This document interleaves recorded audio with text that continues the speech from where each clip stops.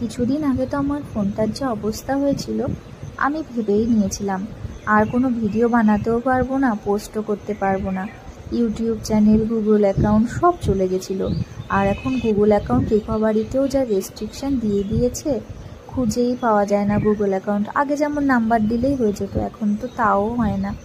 যাই হোক, অনেক কষ্টে খুঁজে পেলাম আমার গুগল অ্যাকাউন্টটা, তারপর পেলাম ইউটিউব অ্যাকাউন্টটা, তারপরে ভিডিওটা বানালাম। আর এই ভিডিও বানাতে গিয়ে আমার আলপনা করতেও এত কষ্ট হয় না, যতটা এই ফোনটাকে একটা জায়গায় রেখে সেটিংস করতে প্রবলেম হয়।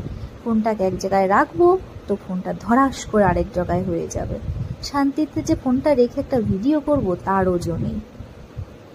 এই আলপনা করতে ফেব্রিক কালার ইউজ করলে কি খড়িমাটি শুকিয়ে যাওয়ার পর যে হোয়াইটনেসটা আসে সেটা প্রথমেই দেখা যায়, আলপনাটা আরও বেশি গর্জিয়াস লাগে।